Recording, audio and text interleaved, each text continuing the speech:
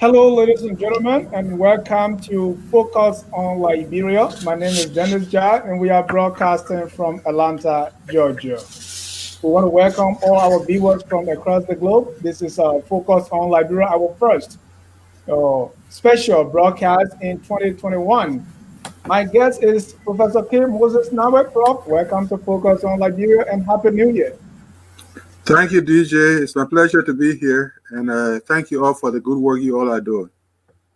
Thank you. Thank you. If you are joining us, this is Focus on Liberia. Today's interview will focus primarily on an article Professor Nagbe has written on Facebook entitled George Weah Put on the Real Robe of Leadership. That's the article we're here to discuss. And we want to welcome all our viewers from across the globe. If you are friends with Professor Nagbe on Facebook, you have read that article. And this was for me. Professor Nagbe is cool, calm, collected, well calculated. He doesn't talk much. So this article was, I don't want to say a surprise, but little not expected, if I would put it that way. So we've called him here to talk about this article. But let's begin by saying, Prof, Happy New Year. How is everything with you? Like what people often say, we are just hanging in there. We thank God for how far He's brought us, especially from 2020, a year that will go down in history as a very tragic ridden year. But again, God is merciful and He continues to guide all of us, and we thank Him for that. All right. We are here to talk about your Facebook post that was on December 25, 2020. Mm-hmm. It's entitled George Weah Just Put on the Real Robe of Leadership. Yeah. Just put on the real robe of leadership. We're going to get into the article, but you are not new to writing articles. And even the same day, at that same time, you wrote, I think the following day, something about Donald Trump. Let's begin by saying a little bit more. People know you as this English professor from LU, and you've written a lot of books, 18 plus, if I will guess. And you've been writing. In fact, at some point, you were a deputy minister in the interim government of Dr. Sawyer. But when it comes to your writing about or critiquing government, give me a little history about, where you stand or what has been your history of writing articles that were talking about politics when you are not teaching. I believe that a government of a nation has got to put away gimmicks. Like I said in the article you were talking about, the December 25th article, leadership is not an easy thing to do. But if people are heading a government and cannot demonstrate, even in a basic way, that such leaders care for the ordinary people, then it becomes a problem. And in good conscience, some of us cannot sit around and make silence a luxury. That is why in the Samuel Canyon Doe government, the Charles Taylor government, and even in the government I served, by the way, I served as Deputy for Administration at the Information Ministry, and then I served as Deputy for Legal Affairs in the Taylor government. And even in such situations that I found myself, every now and then I would get an article out talking about one or two things that I wasn't happy with. Mhm. So my thing has been that of a conscientious dissenter. It didn't matter whether I was in the government or not.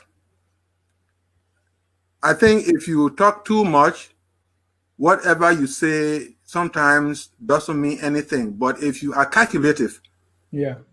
if you don't have to go out telling people that, hey, I can write or I can talk. But when the moment comes and you say something, then it means a whole lot. Yeah. So So, Prof, that's before we where get I've been coming from. great, before we get too much into it, and we're going to be discussing politics here because we are talking about President George Weah. He has a lot of followers. Mhm.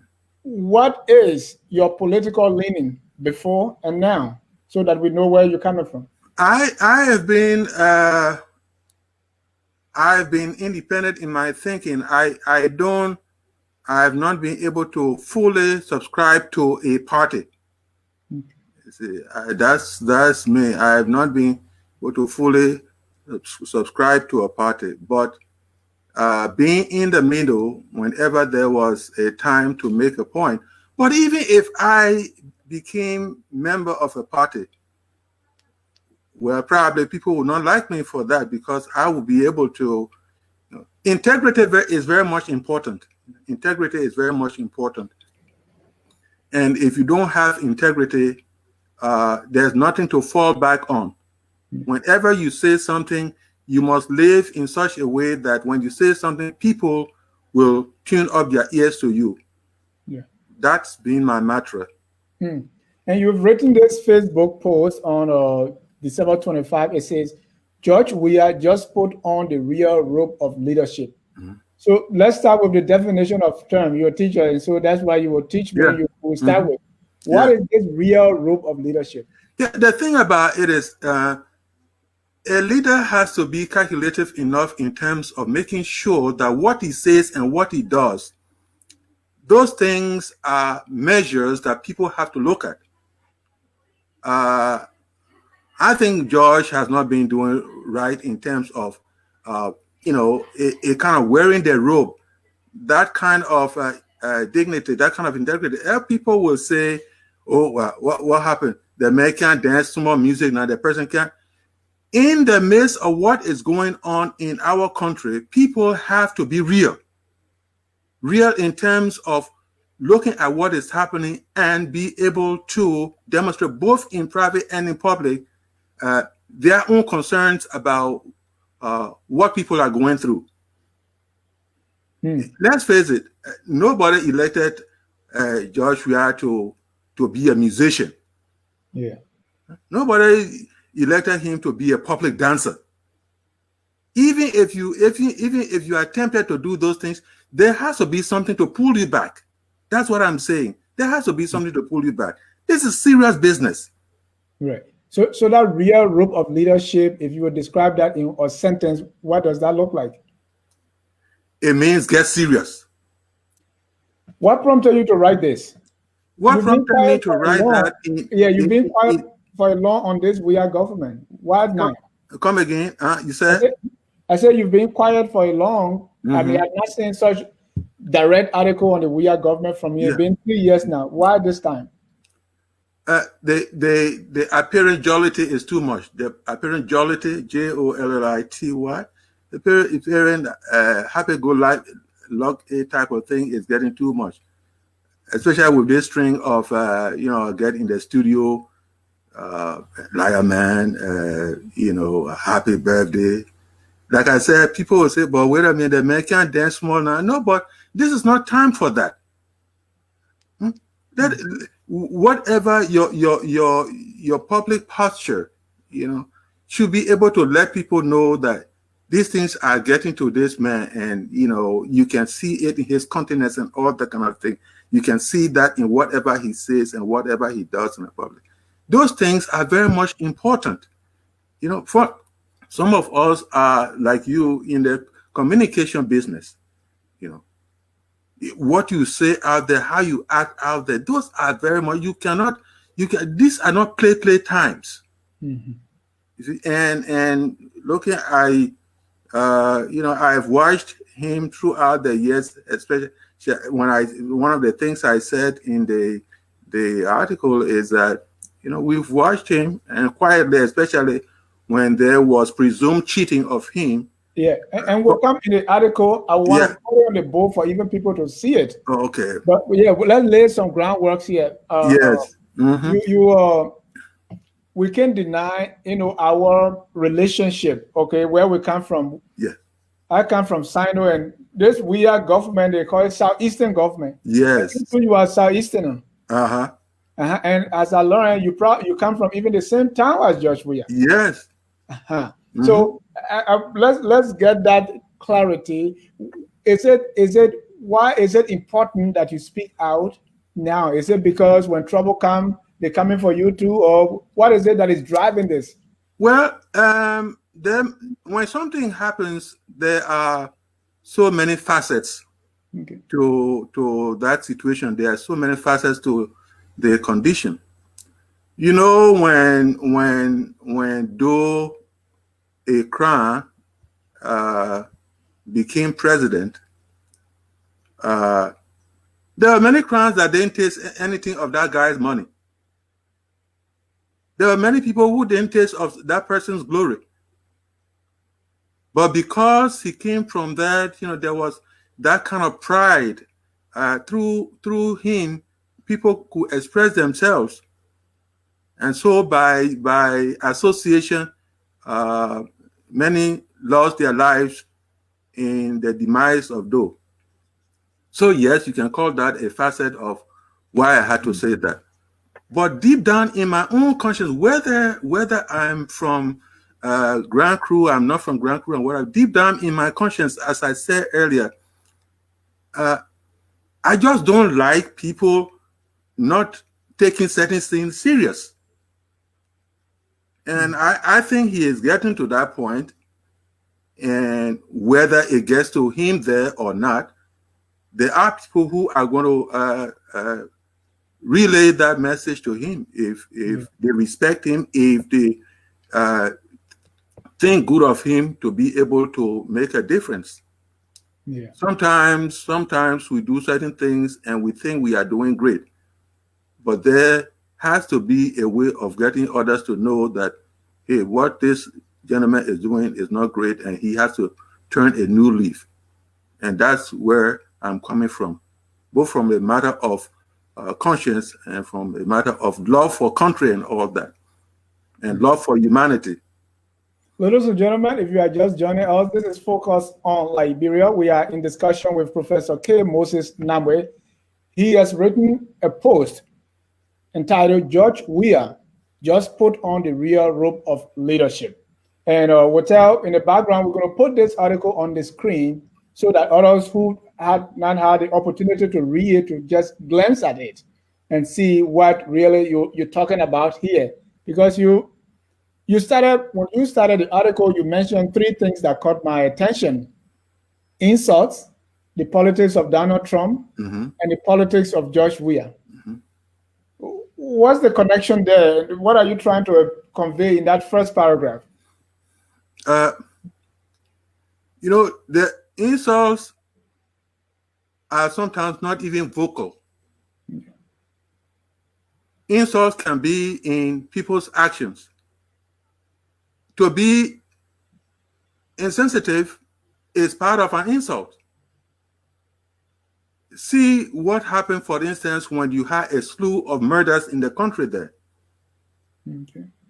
What pronouncement were people making? One of the things is that, that thing, that boyfriend and girlfriend business. Were you the investigator? I mean, just a few days after this thing happened, for you to have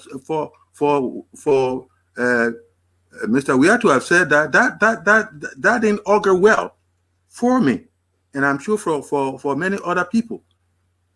If those things happen, even if you know that something is frivolous, it is not your place to be the one talking about to be making a frivolous statement like that. Let those who are concerned with the crime, Let them go ahead. You have justice ministry. You have the police station. I mean, the police, the police headquarters. Let them be the one to judge that thing. Let them be, and then get the thing to us. So there's nothing to give an aside, even if the man was joking or something like that. You. There's the same thing with Trump, for instance. He makes these frivolous statements about people, diversity and all that kind of a thing, and the media, some people in the media are there to explain him away. The man was joking. He was just making. He can't make small joke. Huh? Joke about what? People's lives, people's situations, people's conditions. I think people have got to be very serious about what they're doing. Our audience start writing already, but I would encourage my technical people in the back room. Please put the article on the screen so that we can our viewers can have a piece of what Professor Nagbe has written in your book.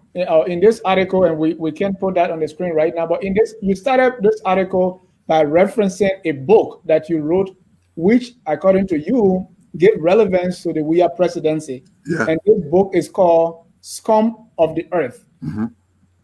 Scum of the Earth means the worst people. The worst people on the earth. Yes. Why the title? The trash of society. Yes. You will keep in mind. Why this title? Yes, you will keep in mind that when Weah won the presidency, right, those who see themselves as intellectuals, those who see themselves as highly educated and more experienced, their heads and bodies were on fire.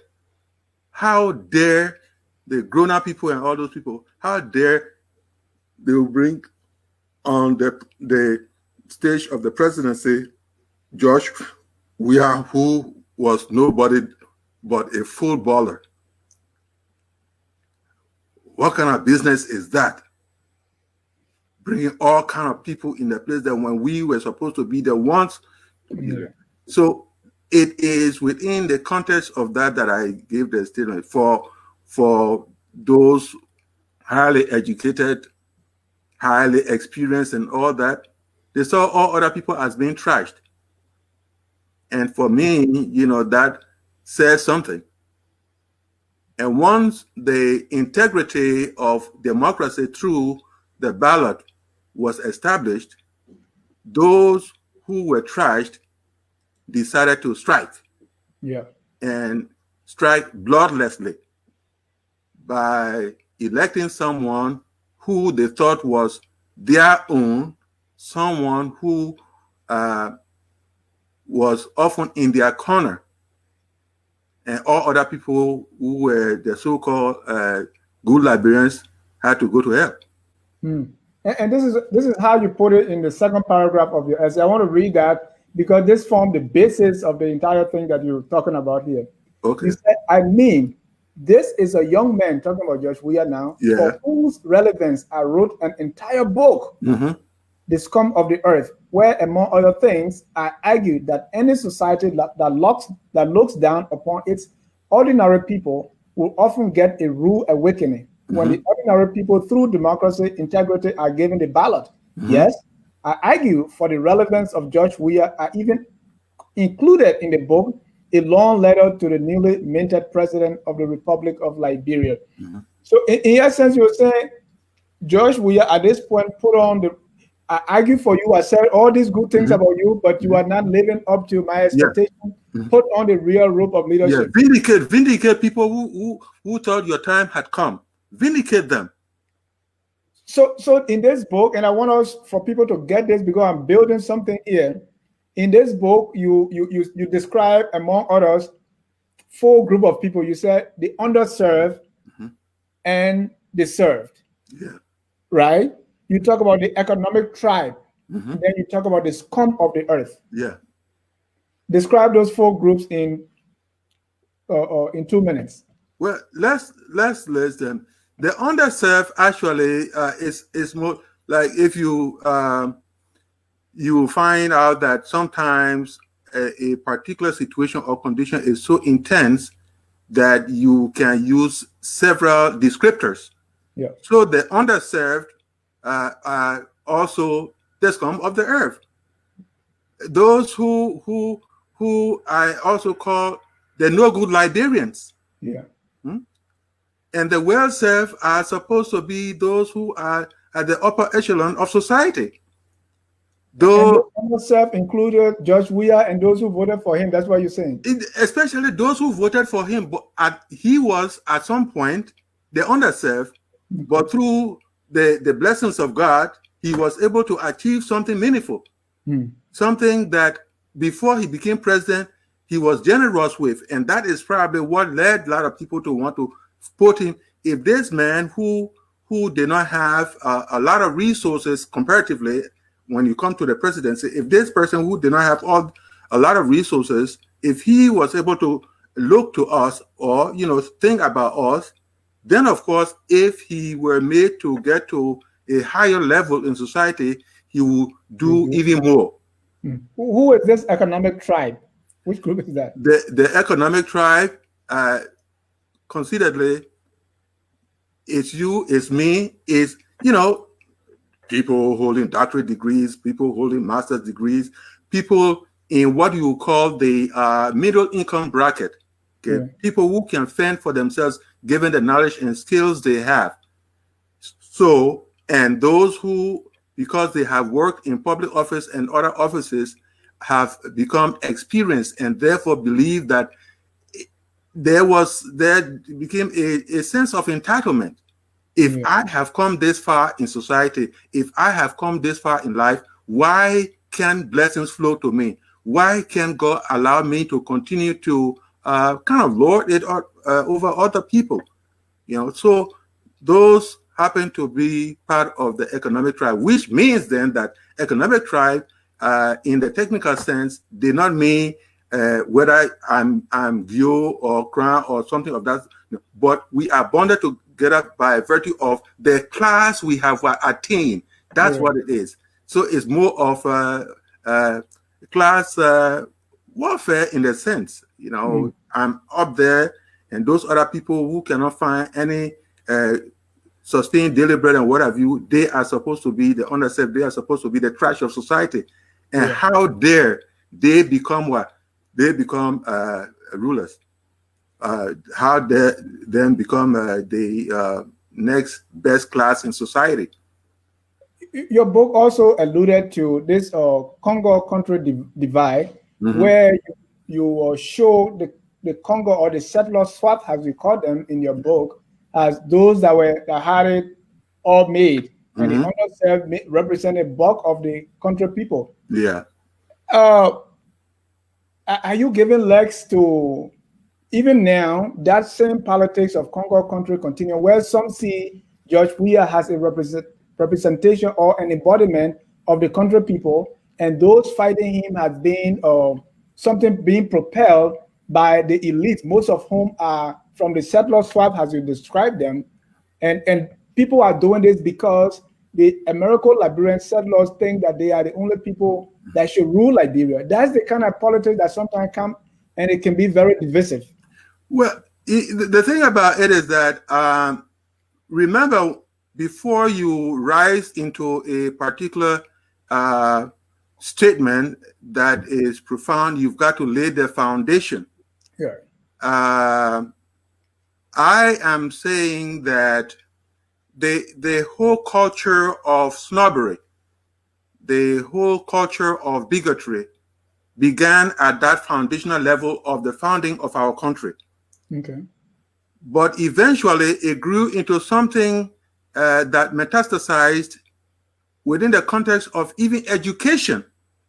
That is why I remember that I said that the economic tribe became a class-related type of tribe. Okay, so within that tribe, instead of cultural status, it became part of academic and all other aspects of the status that made you and me, for instance, if we did not have a, a, a kind of restraint, will make us look down on all other people. Yeah. But there are people who are educated and yet are sound in terms of understanding that people are people, irrespective of whatever education you have. There is a way of thinking about the brothers and sisters who, for some other reasons, may not have achieved what you have achieved. So to repeat and summarize, by the time the issue about the book arrived, I wasn't just talking about Congo and country. I was talking about something bigger than that. Because actually, look in the House of Representatives. Look in the House of I would just say look in the House of Legislature, and there are a lot of presumed native sons and daughters. How many of them have a stellar character? How many of them have a stellar character to know that, sitting over there and manipulating things over there, you are manipulating your own people and all that, and that is not called for.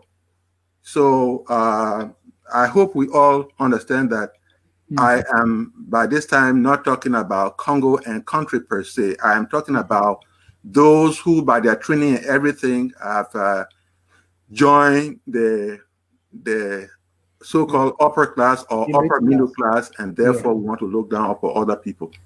So the relevance of Weah now that you try to talk about in this book is because of this scum of the earth. So there is what some call a political coup d'etat, as Prince Johnson referred to it.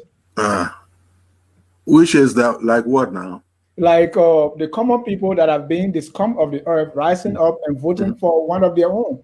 Yeah, rising up and being empowered by the integrity of democracy. And it is a sad thing that those who came from among them, those who came from among the scum of the earth, have reached status now, and in many instances are insensitive about their plight. And that is the tragedy. That is the sadness of it all. And what prompted you to write this is all in chapter, paragraph 1. You said that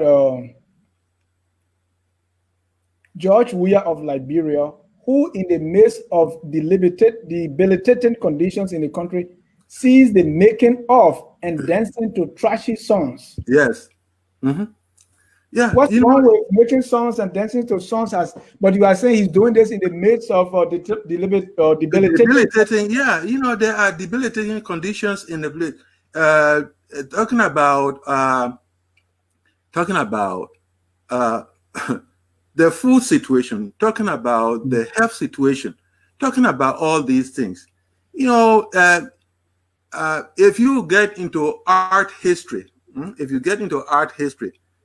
if you look at a number of periods in world history, you will find out that some of the artists, some of the sculptors, they painted images, they sculpted images that a kind of represented the sadness of times. Okay. You will see that even in the faces of certain world presidents, world leaders. Why can't that be something one will say about Mr. Weah when time comes?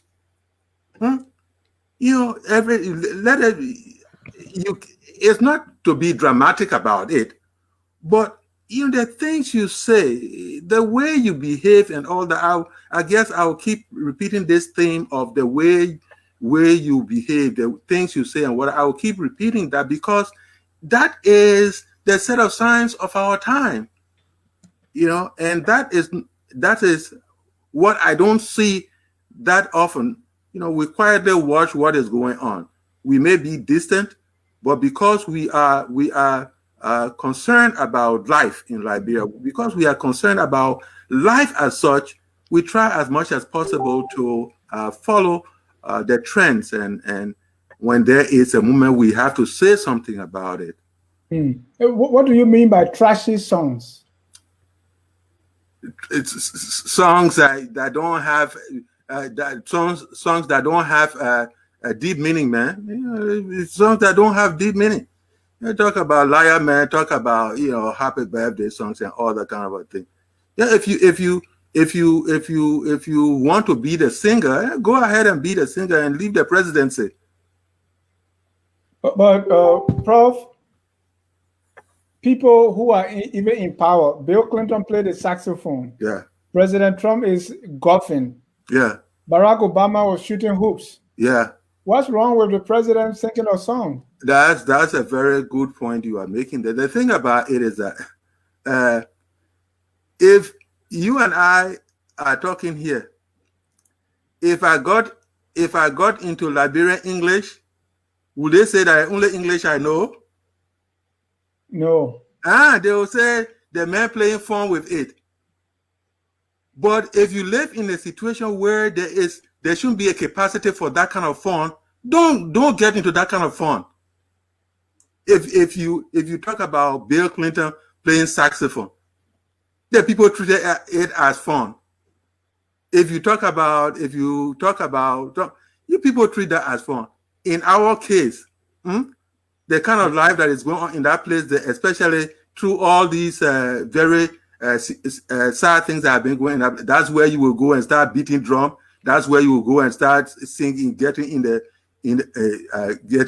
the studio and singing such songs, and somebody must clap for that. Well, he has a core set of supporters who can do that fine.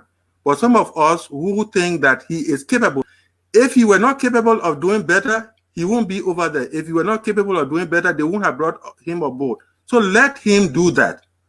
That's what I'm saying. Let him do that. But you call this song "Fun Train." Yes. How long should any president stay on that fun train? Maybe a day or two, or well, that's if people choose that. I'm saying that Liberia is at a level that its leaders should not encourage fun train. I know there is a psychological aspect to it. Trump in this place called America, when they grab him, he says something like, well, I just didn't want the people, I just wanted to make sure that they didn't get over anxious and all that. Is that your place? Why won't you be straight with the people? Why won't you lay the things as they ought to be laid down and tell people what seriously you are doing? Why won't you say that?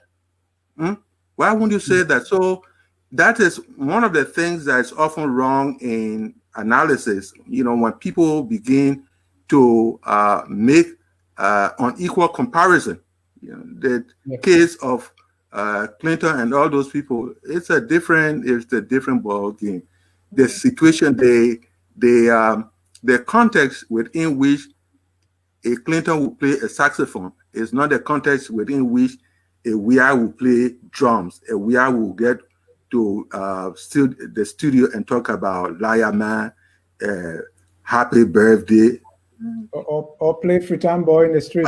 Freetown Fry. The thing about it is that, it's for a lot of people who are suffering, they may not have the voice to say something.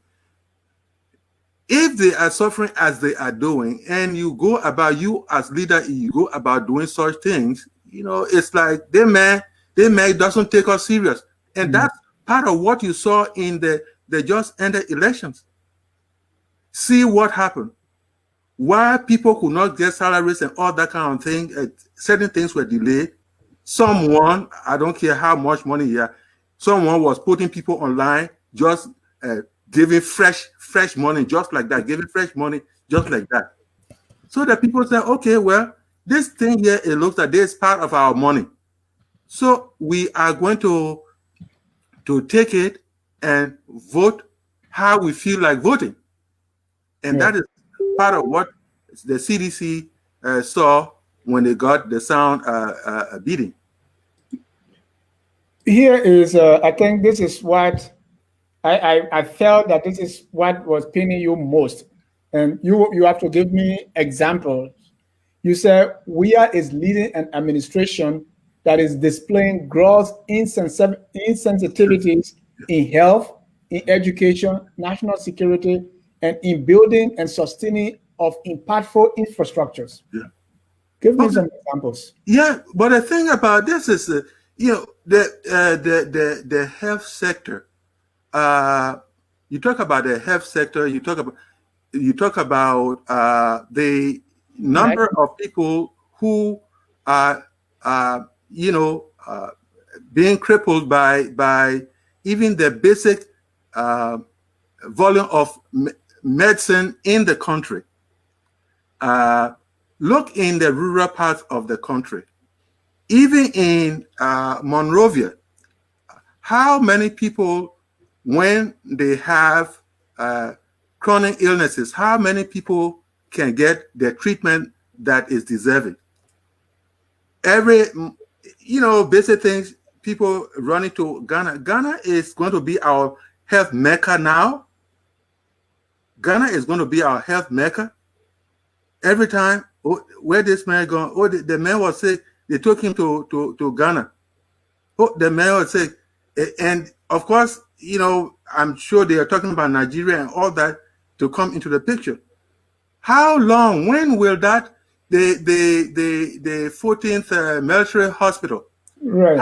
And that's my point. When you say he's insensitive to the health needs, the 14th military hospital. Yeah. He's building roads, 14 military hospitals, security, street lights, and you name it. Is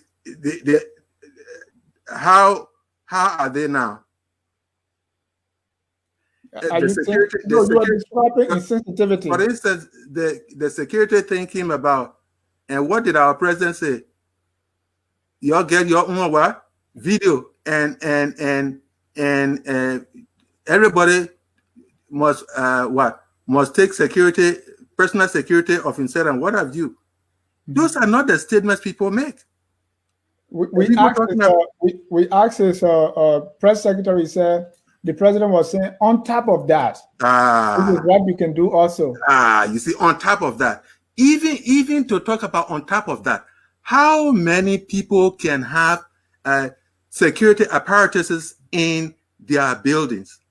Where is the money coming from? So DJ, it's Brother Dennis is a whole 9 yards, and I think people will say, oh, there's something about experience. There's something about experience, but I believe that the ordinary person, has a mind. In psychology, we talk about executive function. In other words, that part of your brain that will constrain you, that will restrain you for doing certain things or saying certain things. You will not have all the time for people to explain you away. On top of the security. What are you talking about on top of the security? And then you talk about people should get video apparatuses to take it. Is that what, as a leader, given the economic conditions in that place, is that what you would tell someone? Dr. Nagbe, even you admit that leadership is hard. Yes. Right? And you also say a leader's words matched with genuine action. Yes. Integrity. Are you implying President Weah is the opposite? What I'm saying, and if I said that, it means that I am still coaching him, if I may say that, or I'm nudging him to make sure that he understands what a leader says carries. What I say here may not be anything. Nobody say, oh, that man, maybe he ate, his stomach is full. That's why he's making those statements. But what comes out of the mouth of a George Weah, What comes out of the mouth of a buffer chamber? What comes out of the mouth of an arbor chair? Those who carry more weight and how they act in public will carry more weight than maybe some of us, like people who say non-entities. That is what I'm saying. So when a leader says something, people should be able to see the sincerity, should be able to see the power in it. I'll give you another thing. The University of Liberia, Tubman University. There was a time, was it in October? It wasn't days gone October. It wasn't 2020 October. It was, I think, a year or two earlier. They got over there and they declared what they declared free tuition. Yeah. Now go and ask those people. Go and ask the Tubman University. Go and ask the University of Liberia. To what extent the subvention, government subvention to these people, to what extent have these subventions been raised to a point where outside of student paying tuition, these people have a viable set of institutions they are running? Go and ask them. Yeah. So those are the things I'm talking about. If it's better for you to go gradually to a particular thing than to make political statements about certain things that will a kind of slow down productivity in such institutions, and yet their hands are all tied because of certain policy statements you've made. That's not healthy. Let me ask one more question, and then we go to our viewers' comments. Please go ahead. Yeah, Prof, you've seen a couple of administration. I want to put you from Tubman to now President Weah. What is your recollection of any of those leaders putting on the real robe of leadership? Okay. Well, Tubman, we are simply guided by history. Yeah. Tubman, we are guided by history. Tubman, there was a place called Sack Tower. Sack Tower, it's around the Congo plantation, Congo plantation area there, and what have you. Tubman had... That sounded like nightclub to me. Yes, but this is where I brought that in because somebody would say, but Tubman was young and he did his own thing too. But the public image, and probably somebody is also going to say that maybe in Tubman's days, if we had social media and all that kind of a thing, we would not have the aura of respect that we may be talking about.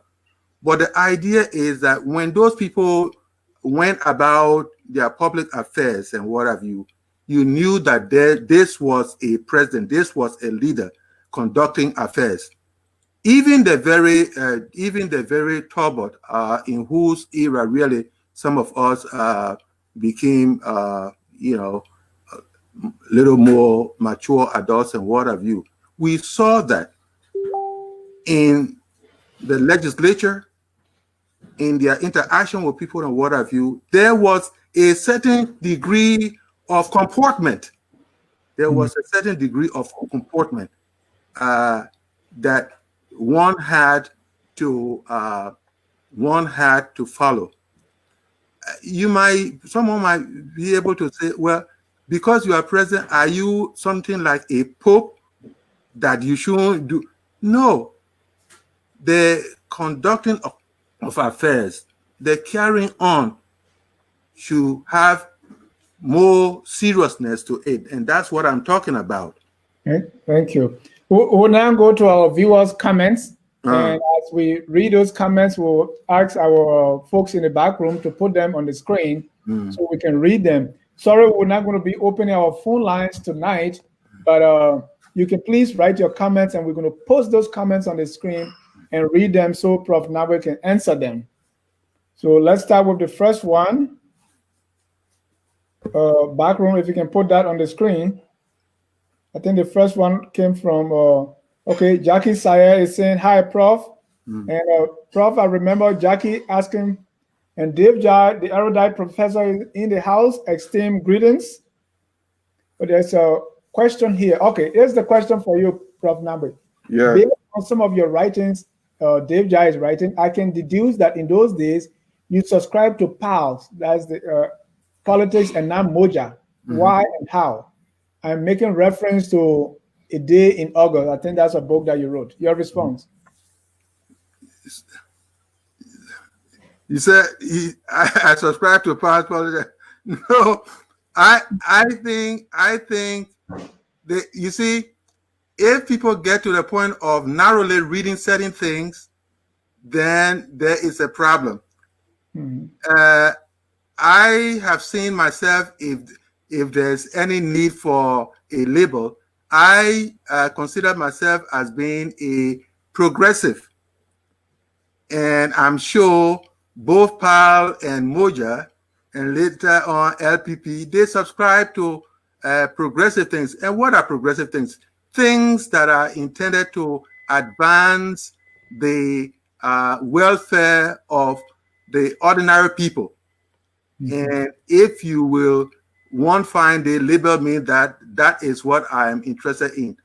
Mm-hmm. And the book, I think he is talking about my novel, One Saturday in August. That's the actual title of One Saturday in August. That is the title of a novel, which the novel tried to fictionalize what happened during the 1970s. Right. The groundswell of social change, the need for social change. That is what I try as much as possible to capture in fictional terms in One Saturday in August. And it wasn't just PAL. When you, if you read the novel, you are going to find out that this was more of an integrated campaign, And so it was sections of LPP, sections of Moja, sections of PAL. It was, that novel carries the progressive voice. That's what it was. Right. So in other words, you are neither PAL or Moja. No, I am. You see, those two may have had their differences, but they spoke with one voice, and that voice was the need for social change. Okay. And that novel happened to be a projection of that voice of social change. Thank you. And River says Pro is writing, is he President Weah's biographer? I don't know what's the basis of that, but you can answer. You see what I was talking about when I said that people read things narrowly and what have you. I may not be Weah's biographer, and I think, it's presumptuous on my part to ever claim that. But I believe that I know basic things about the gentleman, and I think I should be able to comment on them when circumstances dictate that. Okay, next, is he responsible anyway with that new? Okay, please put a new question. I don't understand this one.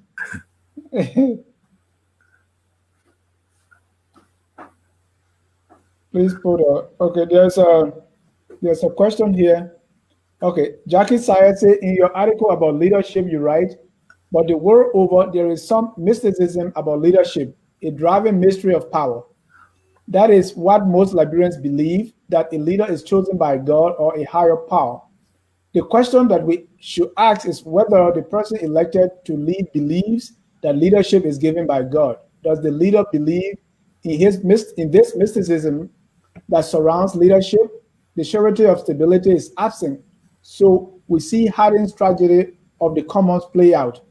Jackie is going to literature here. Well, you see, that's, again, she's got a point by asking that question. But the thing about it, whether the individual believes in it, some time to come, I don't know whether it's going to be here or what have you. You see, when you enter leadership, when people enter leadership, or when people enter public life, they have to understand that they have to a kind of examine themselves. One of those key points of examination is one's worldview, how one looks at life. What informs that worldview?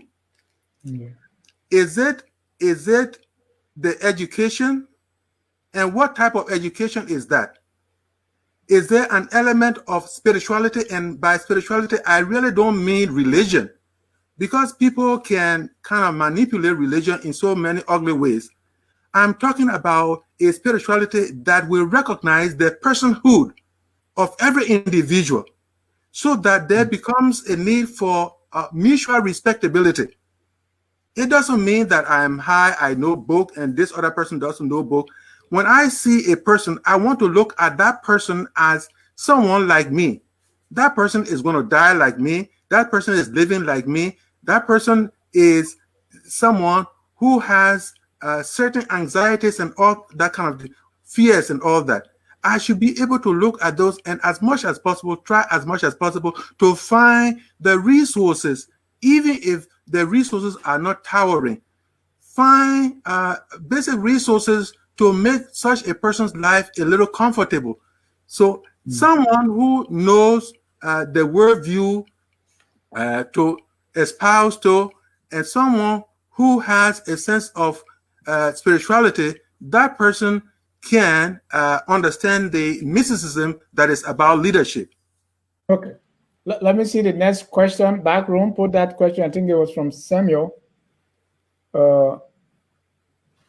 Okay. Before this one, okay, I'll read this one. Based on the, so do you want students to pay money at the University of Liberia? Samuel. Okay. So let me put it this way. So do you want students to go to class, there being no resources, and therefore they are there just for the sake of being there to keep complaining? I am saying that when you pay for something, there is a value to it. I am saying that there should be a measured way of making sure that these students understand that so you expand, so you appreciate. When the person asks the question, should students pay money out there? It depends on the amounts they are supposed to pay. It goes two ways. If the president says that no student should pay tuition, he should rise to the occasion. The government should rise to the occasion to be able to fund the universities in a way to make the students that are not paying money to make their time at the universities very, very meaningful. Yeah. So the question. Mountain Raman Brown said, President Weah said he has carried out on more developments than all of his previous administrations. What do you make of that statement? And then Dave Guy is asking, based on what you're saying, does President Weah deserve a second term? Two questions. The thing about second term, I think the electorate will have to decide. The electorate has got to decide. But the first part of the question, which has to do with what we are explaining, I haven't heard that. And if he did claim that, then again, that's part of what I was saying about you've got to be calculative about the pronouncement you make. If you want to follow Trump to make such frivolous claims, then let him go ahead and let's see what the second term election is going to do. It's not what you say. If you talk about Rwanda, for instance, If you get to Rwanda, even if the leader has his ways and what have you, you don't have to tell, he doesn't have to even come out to say, this is what I'm doing. It is seen in Rwanda. So this whole thing about every now and then you want to get on some platform and say, I made development more than any other person. That's a sad statement to make. That's a sad statement to make. He should not be making such statements. I am doing what I'm able to do given the circumstances, given the available resources. That's better. But to make such outlandish claims, that is not what a sober-minded person ought to do. All right, let me read two more questions. This one from me, Prof. To what extent? Because what people normally say when you are speaking the way you do it now, they say, "Well, they were trying to get job from the president, and he didn't call them." Oh yeah. I think you've heard that. I don't know whether someone who knows K. Moses Nagbe, who knows Dr. K. Moses Nagbe, will get to a point. Malice. I think this person is striking as malice. It's just that these few times I've been on, and maybe somebody, or maybe he might have seen the book and whatever. Somebody will talk about that. But I, by my own training, by my own education, I may not be what the most educated person in the world, but I come from a background. My father, one of the things he inculcated into me is that I must always see myself as being good because I am good. And there's no boasting about it and what have you. I will not go out there. Since I started my life, I started in the classroom. So I don't know much about lobbying for positions. I don't know about lobbying for positions. Right. I am confident in my own skin. And even if I went for a job, let us play the devil's advocate. Even if I went for a job and I didn't get it, this will not make me bitter. I've made it part of my culture, my personal culture, my personal way of life. I make it a point that if I go for a job and I don't get it, I don't break into tantrums. Yeah. So if speaking in a way to make sure that the brother sees sense and gets serious, if somebody will treat that as maybe the man wanted a job, maybe the man wanted a job and we are then of course I'm sure the minions of Weah, one of them might break into. So let him then put my letter on the screen. Let him circulate it in the papers to say, or even circulate an audio recording. Let him circulate that audio recording. But you see, I'm making this statement just because I have to answer that. Because that what that person is saying cannot deter some of us from speaking when there's time to speak. And that's, I almost say it's foolishness, but anyway, I'll leave it at that point. Riverside Pro against is saying, do you think Judge Weah will one day lead you crew people into the same area Samuel Doe led the Crown people? We hope not. We hope not. And that is all the reason why, this forum is important and all other related forums are important. This whole thing of wearing the robe of leadership becomes very much important. I just hope that we are in his life before the presidency. I don't know whether you've probably heard stories about how even the mentioning of Weah's name in foreign countries made people to have good lunch. You have you ever heard anything like that? When was that? Now, especially during the war, yes. Exactly. Yeah. Yeah, you know, Uh, that's how people recognize you. If you say you came from Liberia, they they will say didn't Weah. really know Yes, until you say George Weah. Then they pick up. exactly. So why can't you take that amount of seriousness? Why can't you take that amount of seriousness to other things? In fact, that is all the reason why people thought that he will extrapolate. He will extrapolate what he did out there in terms of seriousness, professionalism, and all that kind of thing. Bring those things to the leadership of the nation. But The leading people of are a nation. saying, Huh? Say what? I said what people are saying, but let me read this from Musu first before I get to Please what go I'm ahead. saying. Please go What ahead. people are saying is about those surrounding him, but let me read this from Musu. He said, higher education should not be free. Competitive merit-based grants can be given to deserving students. Competition brings about excellence. If I were there, I would put that person who said I will put that person on my back. I will put that person on my back. You see, the thing we should get away from total free things. We should get away from total free things.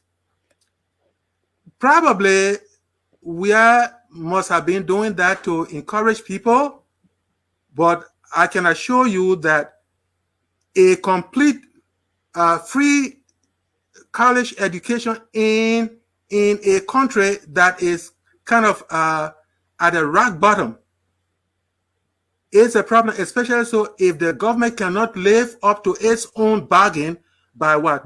By providing enough subvention to carry on things that ought to be carried on in the universities. I'm talking about the University of Liberia and the Tubman University.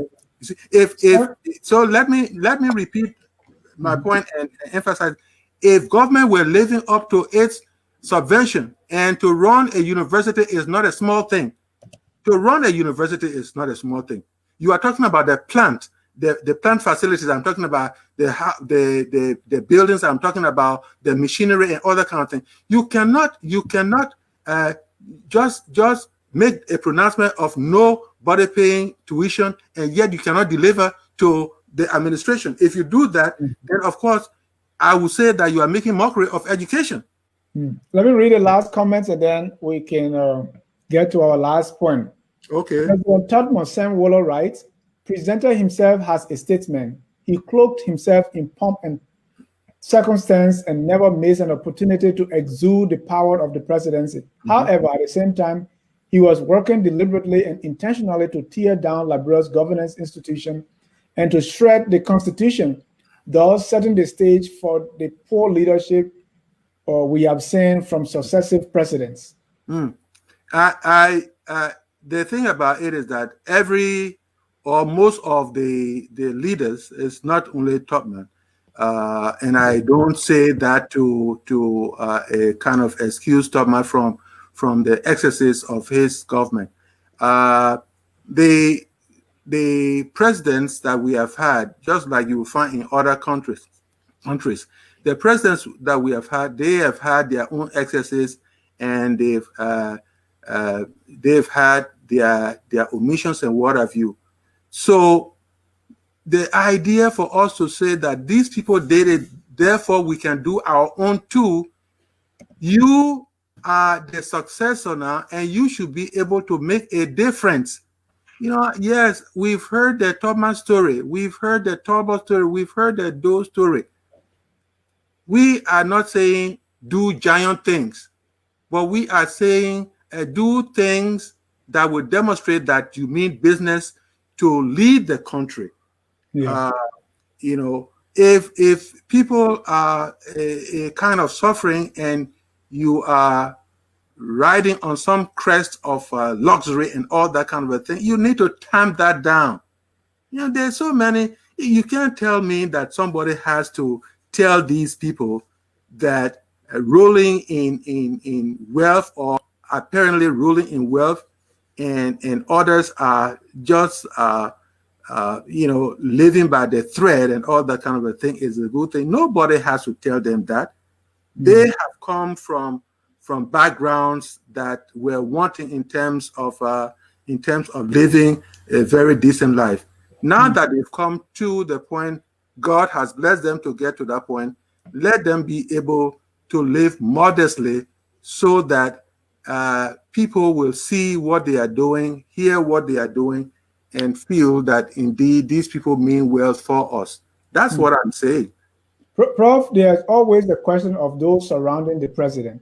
And those surrounding President Weah has not been any different. So we heard about those surrounding President Doe, those surrounding President Sirleaf and the whole 9 years. What would you say about those surrounding President Weah? Are they the ones kind of leading him astray, or possibly he's attracting those kind of people? Yeah, possibly so. The thing about it is that you sometimes you show the color of the people you have around you. As a leader, you show the color of the people you have around you. If people are intentional, constructively intentional, and what have you, it will show. Oh man, let do the thing. Nothing will come out of nothing. The kind of, in fact, yeah. When you listen to the battle cries, when you listen to these people talking, and you say, is that how a leader is supposed to talk? My people, then I have to just plug my fingers in my ears. Nothing will come out of it. Let's go ahead. They're jealous about us. They're jealous of us. What do you mean that they are jealous of you? What do you mean that they are jealous of you? You already have the power. You have to show magnanimity. You have to show concern and that sort of a thing. Don't talk in ways to provoke people so much. I don't care whether somebody tells me, oh, you when you are giving a political statement, you have to make fiery statements and what have you. That is not called for, especially in the times we find ourselves, people. That is what I'm saying. Prof, I must admit, one reason why we decided to have a show on this is people from your generation, your level of education and experience have relatively remained quiet. Since President Weah came to power. You said in your last paragraph that those who quietly supported President Weah must be vindicated. First of all, are you one of those? And why is it we don't see people talking? A lot of people from your age, your experience are quiet. Okay. The thing about it is that really, by now, silence ought to be a luxury we should not afford. Silence is a luxury we cannot afford. You are asking whether I was quietly supportive. There is a calculated yes in that direction. And the key thing, and that's what I was saying earlier on, the key thing is that one of the things I hate in life is someone taking advantage of another person, a group taking advantage of another group. For at least two election cycles, there were strong voices coming out that Weah had been cheated. And because of the advantage people I thought were taking of him and talking about book and all that kind of a thing, I said book by itself can do the trick, and so I said, well, first, this man is from the poorest of poor. And if he's come to this point, I just hope that the mythology that some of us develop will not be wrong, that since he came from that level, he will try as much as possible to go about modestly and try as much as possible to make the ordinary person's worriness be his worriness and all that kind of a thing. So it was some of those coming together that made some of us to be quietly happy that at least he was given the opportunity. But one of the things I found in life, Brother Jah, is that faith has a way of bringing people full cycle. Faith has a way of bringing people full. If something had happened to Weah before he became president, people would definitely say, hey, yeah, if Weah were alive now, nothing like that will happen, and other kind of things. But faith said, well, this man has been crying for leadership. Let us bring him to leadership. Let us bring him to leadership and see whether he will listen to people who are interested in frivolous things and therefore cannot advise him, or if they advise him, he will not take the advice. He ought to take the advice of good white people. That's the kind of thing I'm talking about. So, Prof, if you were supporting Weah quietly, what do you say to those who are now telling you, we told you so? Yeah. In a sense, it's like, look, honesty is very much important. They are right. Up to this point, they are right. And unless he takes the next 3 years to be able to make a difference, then of course, it will not be someone like me talking. It will be the electorate talking, and then what? They will whip them again if they want to get whipped. If you were sitting before Weah now, what would you advise him? I would. The first phrase would be that of where put on the rope of leadership. I will let him know that anyone who is speaking to his success is not his enemy. I'll let him know that people treasured him.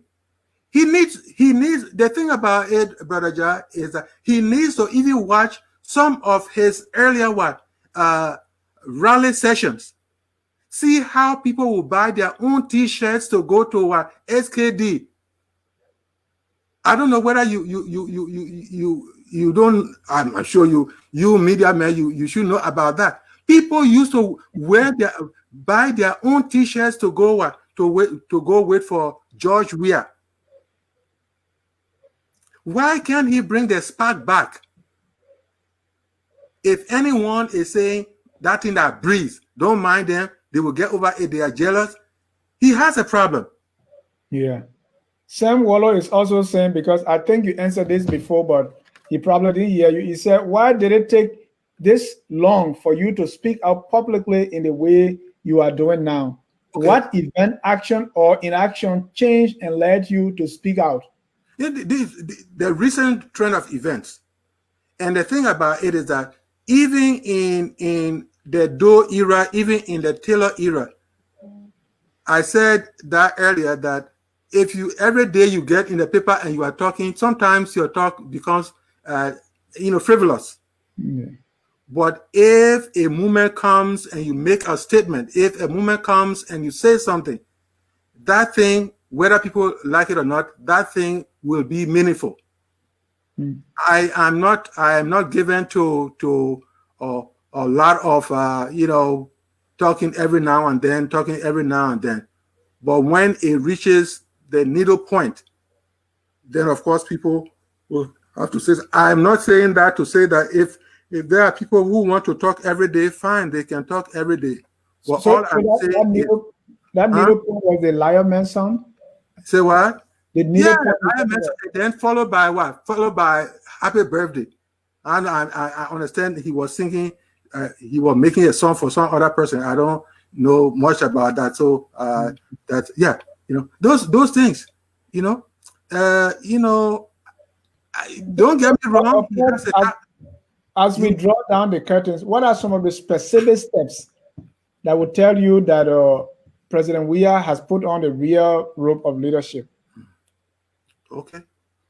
Well, there are a couple of things. At this sitting, I cannot just reel out everything. As time goes on, and I have moments of this nature, I will be able to comment. But I believe that the statements coming from President Weah,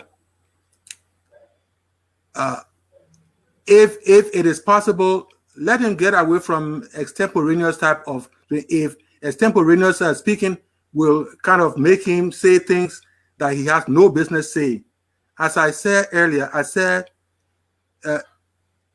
the way people say things, the things people say, the way they act in public, those become some of the facets of the measures by which individuals regard a leader. If a leader says something, even even the detractors must be able to say, well, look, let's give it to this man. In other words, this thing this man is saying or this thing this man is doing is a good thing. So one of the things I mentioned in the book is that, in fact, it's probably no time. That's why the letter will not have been read. One of the things I said in there, I said he should gather around himself people who will not be his yes sir. He should be able to have people who will serve as a soundboard.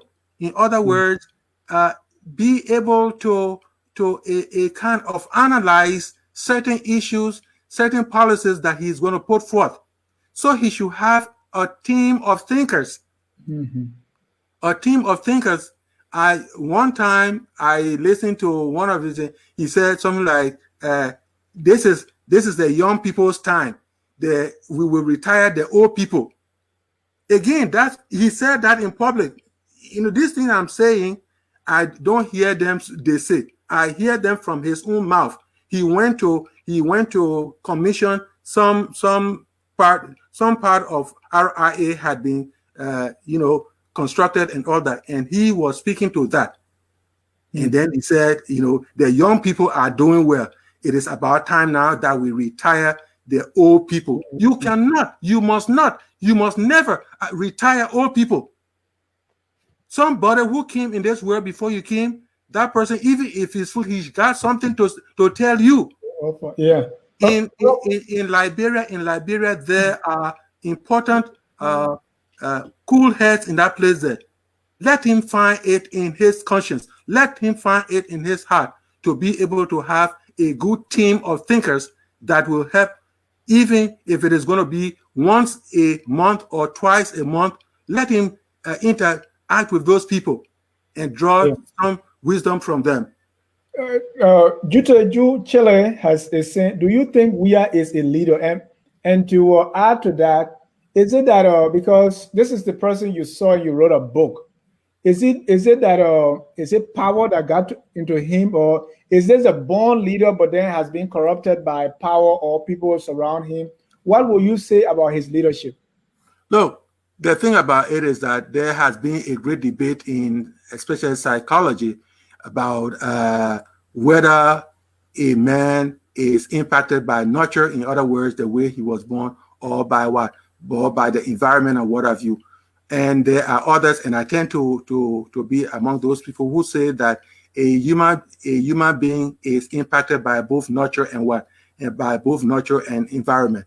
So there are several forces that have been interacting to make Weah what he is and what have you. The thing about I told you about worldview.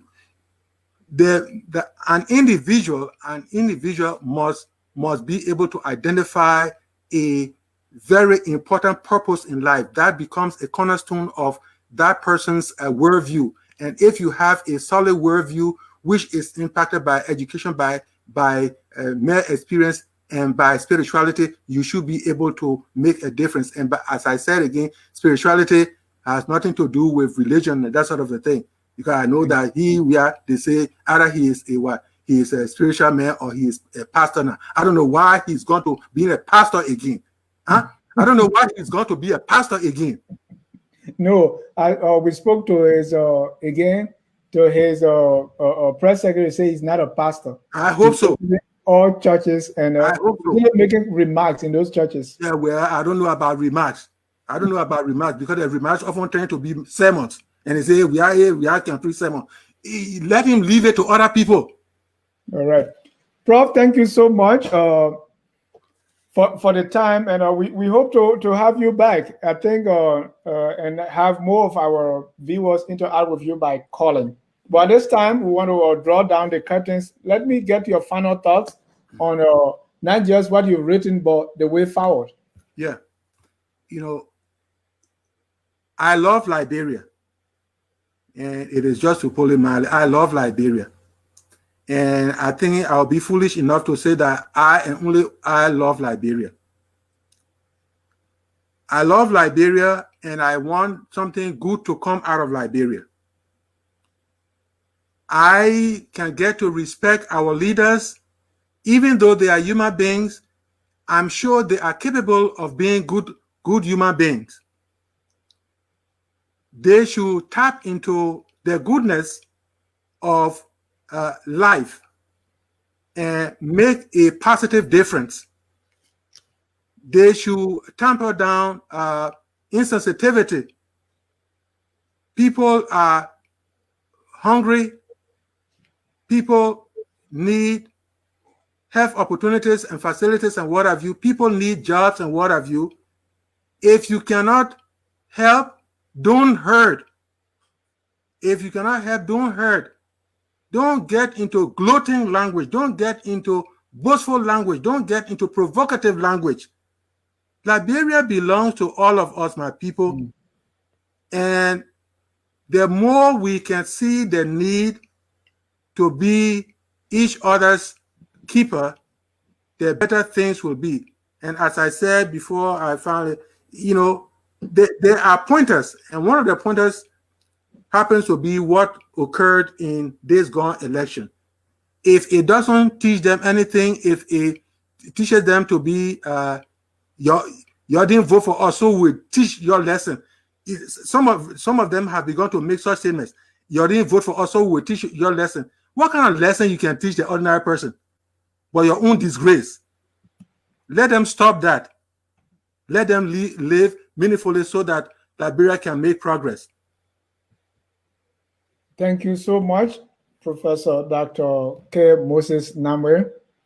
You can't say it better than that. On that note, we're going to be ending our broadcast tonight, and we never leave without playing our song that says, "We are all Liberians." Both the educated tribe and the scum of the earth. We are all Liberians. Whether you are from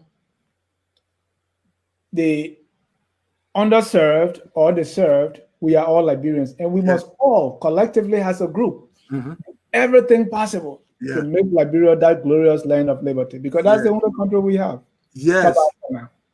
Good night. Thank you. We are Liberians. Liberia is our home.